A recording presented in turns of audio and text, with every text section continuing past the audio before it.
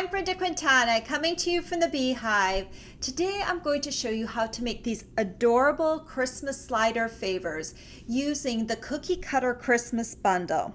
This bundle consists of the Cookie Cutter Christmas stamp set and the Cookie Cutter Builder Punch. If you buy both of these together at the same time, you can save 10%. These little slider favors are really cute. When you pull up on the baker's twine, a little Hershey's miniature pops out. You can slide it back in, or you can take it out and eat it, and the favor will still stay together. You can either have these favors lying down, or you can have them standing up on their ends. I'm going to show you how to make the gingerbread slider from start to finish, and then I'll show you how to make the faces of each one of these at the very end of the video. So let's get started. You are going to need your Simply Scored scoring board, and you're going to need a piece of crumb cake cardstock. And I have cut this piece to 3 1/8 inches by 1 3/4 inches. Then I'm going to put this piece with the long side up at the top, and I'm going to score it at the 3/8 inch mark, the 1 3/8 inch mark, the 1 3/4 inch mark, and the 2 3/4 inch mark. You can put your Simply Scored away. This is what your piece looks like, and you can see the little score lines on there. I'm going to make some pencil marks so we know where to punch the holes. So I'm going to put a pencil mark 1/4 inch down from the top on this wider segment, and also on this other wide segment. So you can see those two pencil marks. Then I'm going to take my 1/8 inch handheld circle punch, and I'm going to punch out both of these holes.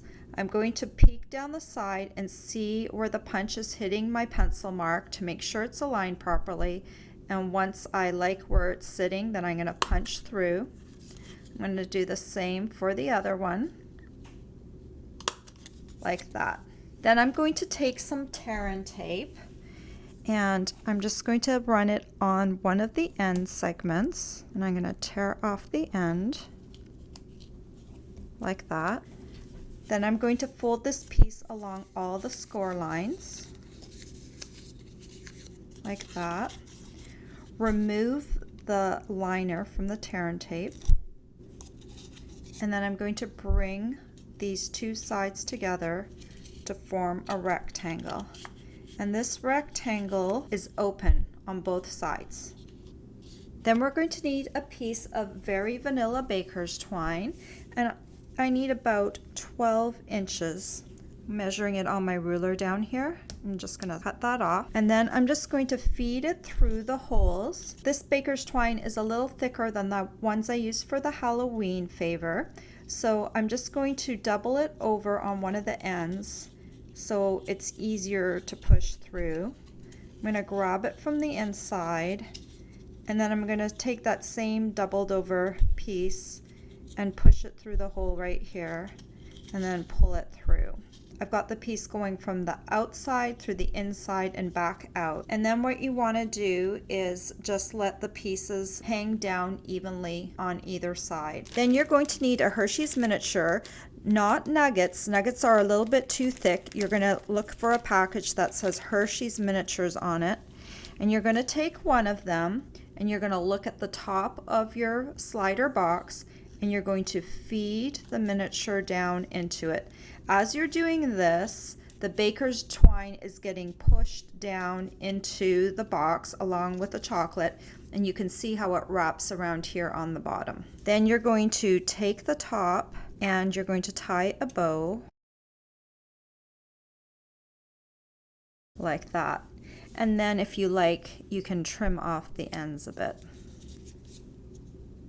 You can set your box aside for the moment. Then you're going to need a piece of scrap crumb cake cardstock, and I've cut this piece to 2 inches by 5.5 inches, but really you can just use any scrap that you have on hand. I like to use a narrow scrap piece because I'm going to be stamping 2 gingerbread men on the same piece. I'm going to need my soft suede ink pad, and I'm going to need the little gingerbread man from the Cookie Cutter Christmas stamp set. And I've already got him mounted on a block. I'm just going to ink him up in the soft suede, And I'm going to stamp him feet towards the end of this crumb cake piece like that. I'm going to turn this piece around. I'm going to ink this guy up again. And feet first towards the end again, I'm going to stamp him down. We're doing him feet first because that's the way the punch is oriented. Then you're going to need your cookie cutter builder punch, and I'm going to open it up here. And we can peek through the back side to make sure he's being punched out correctly. So I'm just going to look, make sure he's centered, and then I'm going to punch. When you punch with this punch, there's other little pieces that are going to come flying out because there's other pieces that you can punch out with this punch. Then I'm going to do the other side. Just take a moment to line him up and then punch. And now I just want to add a little something to make it look like the gingerbread man is decorated. So I'm going to take some pearl jewels and a black Sharpie, and I'm going to color 2 of them to act as eyes. I'm also going to take a red Sharpie, and this will kind of be to act like little candy for buttons. I like to take my paper piercing tool to move these guys. So I'm going to first grab an eye and put it over the eye hole like that. And take another one and put it down, and then I'm going to grab these little guys and add them to my gingerbread man. I'm not going to do the back side, but if you would like to do the other gingerbread man, you can do him as well. Then we're going to take our little box and we're going to use Tombow to adhere the gingerbread man. And first, let's do the one with the little eyes on him. And I'm just going to put Tombow on the legs and the body. I'm not going to put any glue on the arms and the head. And I'm just going to glue him down on the front of the box. Make sure he's centered like that. Then I'm going to flip this over to the other side, and the same thing, I'm just going to put glue on the body and the legs, leaving the arms and the head blank, and I'm just going to add him to the back, so no matter which way you look, you can see his little face. And like I said before, you can add eyes and buttons to the back as well.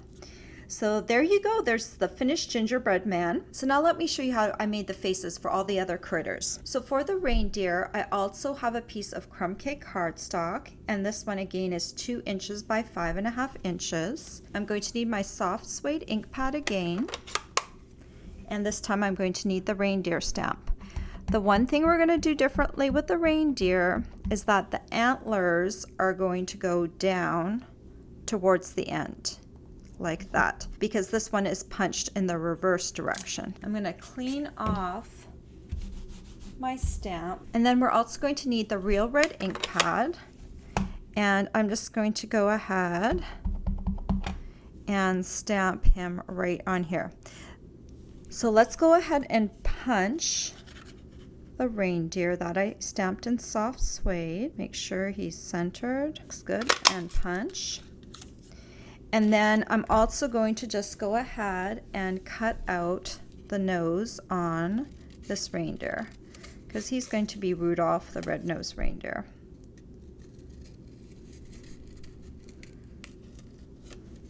We don't have a punch for the nose, so I'm just going to do a quick cut like that. And then I'm just going to use a little bit of Tombow to put on the back of the nose. And I'm just going to adhere it over top of the brown nose, like that. And then for the eyes, again, I'm just going to use a black Sharpie and just color those pearl jewels. And I'm going to use my paper piercing tool again, and I'm just going to move them onto here. I find when you use pearls or rhinestones for eyes, it really makes the animal or critter pop a little bit more. I find it really important to accent those eyes. So that's how you would make your little reindeer, and you would need 2 of these for your slider favor. Then to make the teddy bear, you also need a piece of crumb cake cardstock. I've cut it to the same dimensions, and this time you're going to need your crumb cake ink pad.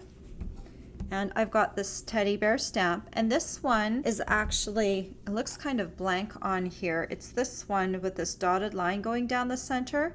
We're gonna have to do a few extra things to the teddy bear to make him look right.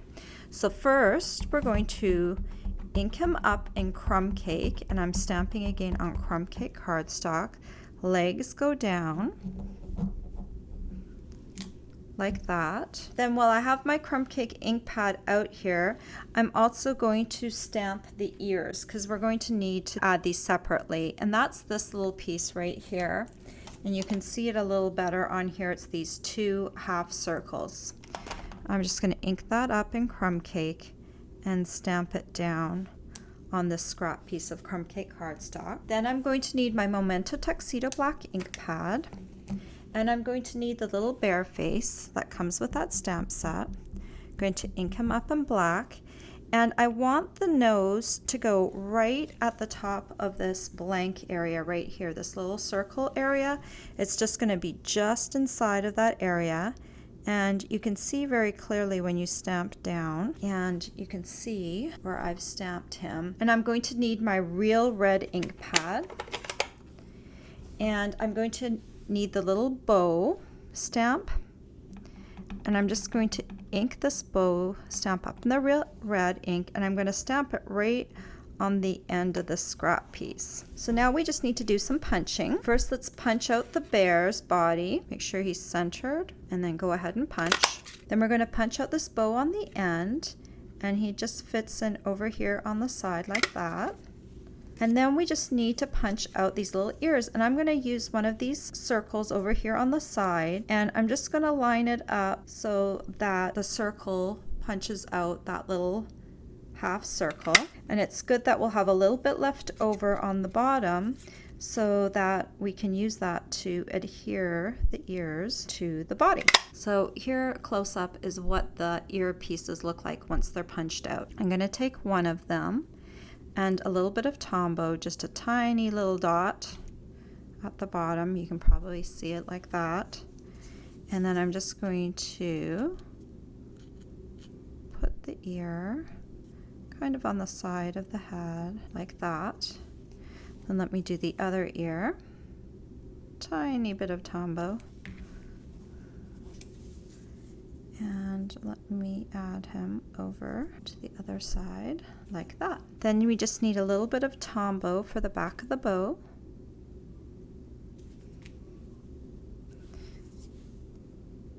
And just add him right below his face like that. And then I would like to add some eyes again because his little eyes are open.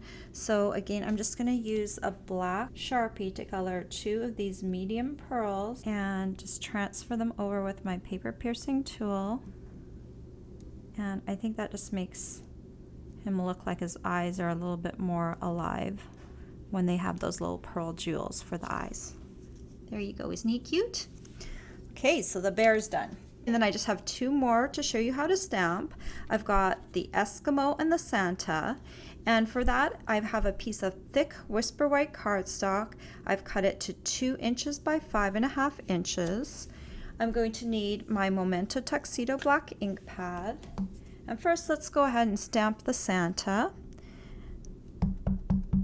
And I'm going to stamp him with feet first down at the bottom here. And then while I have the black ink pad out, let's go ahead and stamp the little Eskimo. And I'm going to turn this piece around and stamp him feet towards the edge, like that. For the Santa, I'm going to use a real red marker to color in the hat, the jacket, and his pants. So I'm just really gently using the brush tip of my marker. And Santa has a real deep red on his suit. That's why I'm not going to color him in with blender pens. I think a marker does such a good job of coloring him in that deep red that we need for Santa Claus.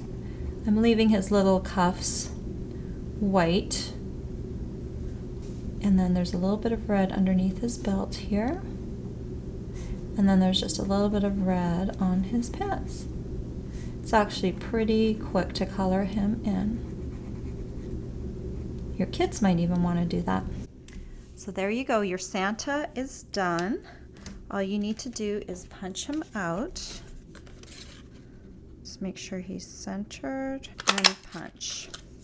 And there you go. Then we've just got this little Eskimo left. And what we're going to use to color the Eskimo is a blender pen and 3 ink pads. So the easiest way to get your ink pads to work, I'm going to squeeze a little on my Real Red.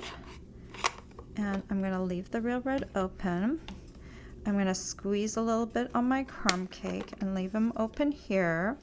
When you squeeze, it creates a little pool on the ink pad, and I'm going to squeeze a little on my pink Pirouette and open it here. So I'm going to open up my blender pen, and both sides of the blender pen are exactly the same. It just gives you 2 tips to work with. So I'm just going to grab some crumb cake ink, and I'm going to start coloring in the shoes and the pants of my little Eskimo. And I'm also going to come in and start coloring his little jacket.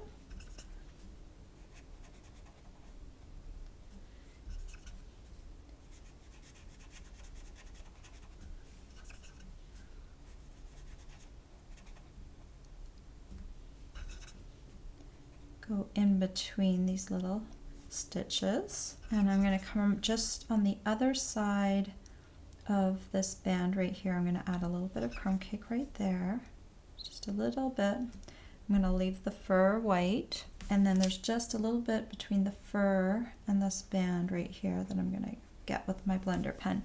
Then what you can do is just scribble on your scrap piece of paper until the ink runs clear.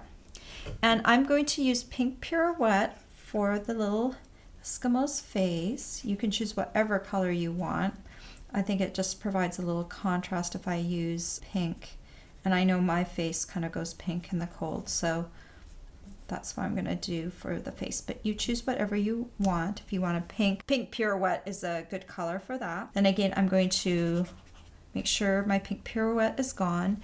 And I'm just going to take a little bit of this Real Red, and I'm going to come in and just hit this band on here and hit this band over here. Grab a little bit more Real Red, come along here, and there we go. And now all we need to do is punch him out, make sure he's centered, and then punch.